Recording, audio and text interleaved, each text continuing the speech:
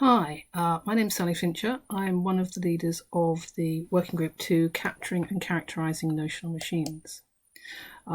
This is the rest of the group. Johan Uring and Craig Miller are also co-leaders with me, and we have a full spectrum of researchers from all across the globe.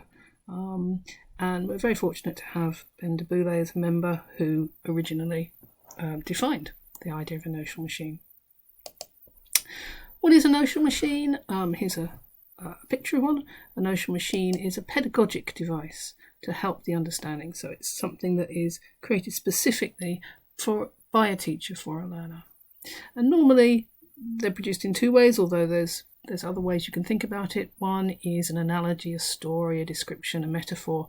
For instance, a variable is like a box, which is very much what you see in the picture, and the other is system generated, often dynamic, so algorithm animations, things like that.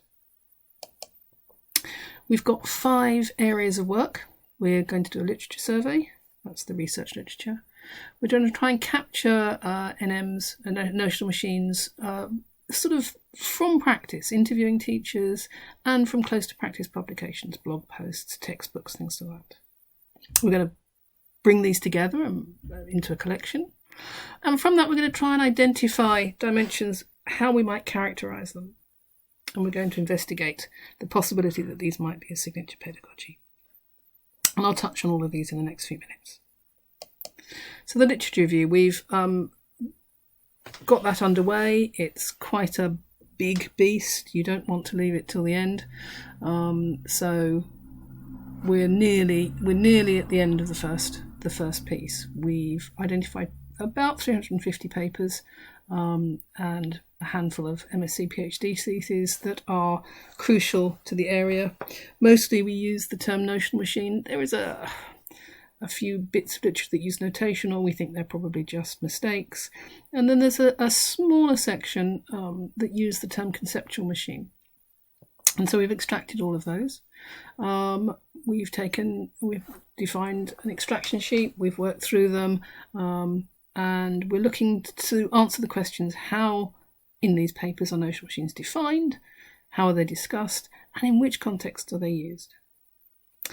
Just in our work so far, we've been surprised to find that there's very few actual examples of notional machines contained in here.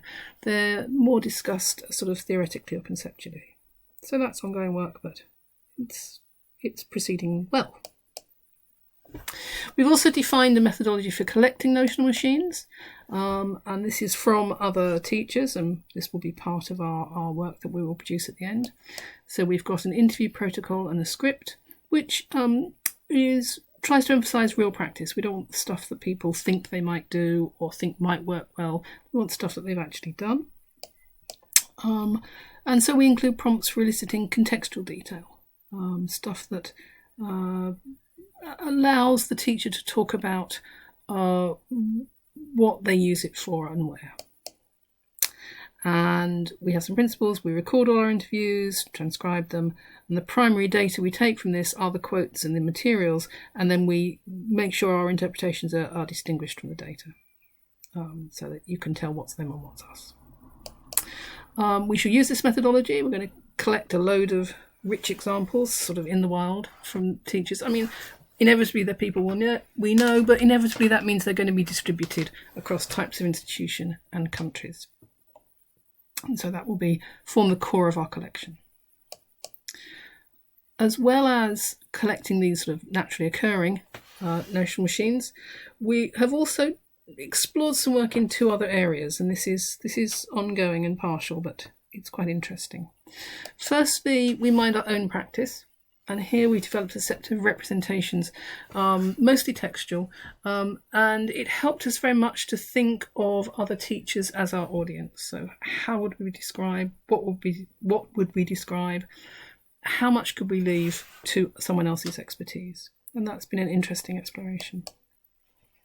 And we also have looked at a comparative analysis of 20 programming visualization environments, and we've done those across Java, Python, and C++. And from that, we've sort of had an interesting set of identification thoughts that these 3 areas, the machine, the visualization, and the language, are actually all pretty much independent. They could all exist independently of each other, but they all have overlaps.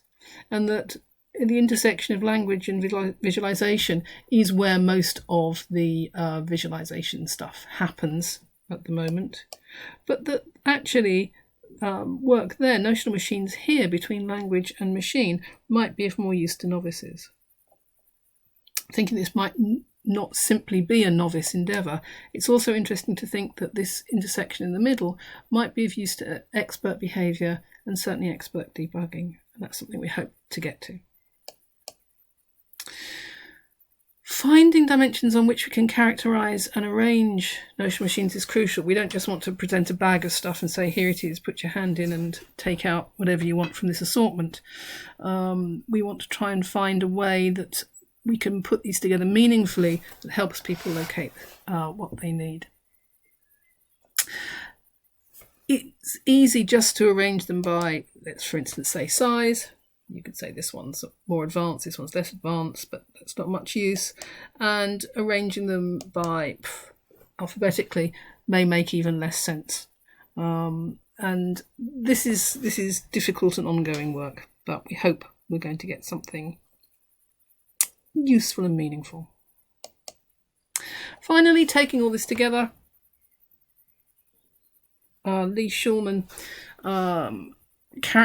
suggests that different disciplines have different ways of presenting material to students. And so business pedagogy is characterised by the use of case studies, much more than other disciplines. Law have moots where they practice arguing, presenting legal arguments to each other and being convincing.